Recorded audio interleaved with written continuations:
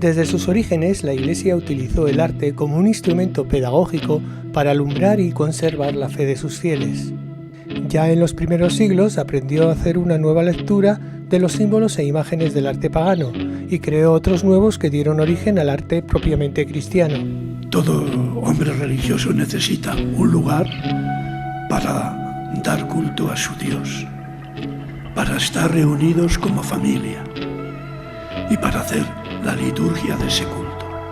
Entonces los primeros cristianos se reunían fundamentalmente en las casas porque no tenían templo.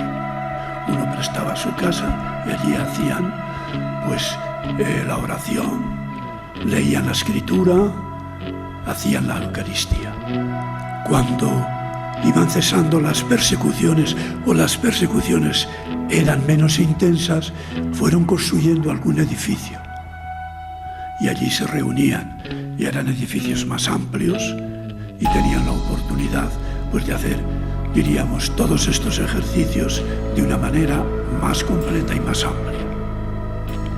Con la paz de Constantino se comienzan a hacer los grandes edificios religiosos. Tras el Edicto de Milán del año 313 promulgado por Constantino el Grande, el Imperio Romano permite el culto de la religión cristiana. A partir de entonces, los cristianos utilizan la tipología arquitectónica basilical para la construcción de los nuevos templos. Constantino erige los grandes edificios de Constantinopla. En Roma mismo empiezan a consagrarse iglesias. A esos templos, en primer lugar, de alguna manera se les llamará basílicas.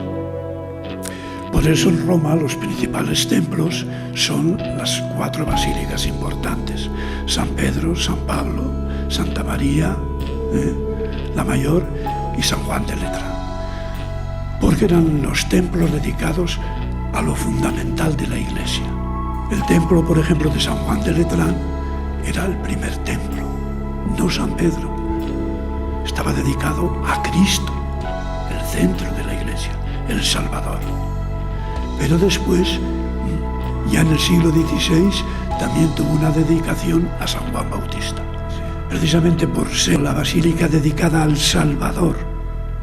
Era la residencia de los papas hasta el siglo XV, y allí se construyó el gran baptisterio.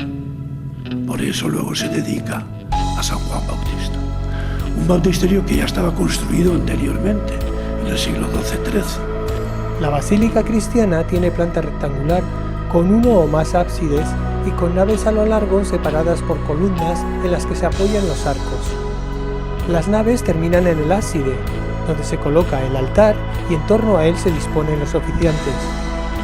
Delante, en el presbiterio, se sitúan los presbíteros, mientras que los fieles ocupan el resto de la nave o naves. Pues se las llamó basílicas porque la basílica era el lugar en las grandes ciudades donde se administraba la justicia, y el fondo, que hoy llamamos en nuestras iglesias el ábside, lo ocupaba el rey para juzgar, o el emperador, a quien se llamaba Basileus, que es un nombre griego que significa rey, y de ahí basílica, el lugar donde se administra la justicia.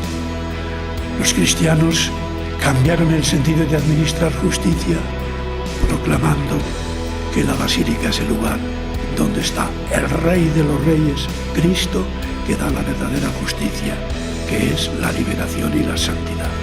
Durante la Edad Media se crean espacios arquitectónicos propios, las basílicas, los templos, las catedrales y edificios religiosos en general, que son revestidos de mosaicos, pinturas, vitrales y esculturas, cuyas representaciones, contempladas por los cristianos, son verdaderos catecismos en imágenes y hasta profundas lecciones de teología y moral, donde el pueblo indocto y las masas analfabetas encuentran la ilustración de su fe, la devoción y la fuerza para hacer la vida.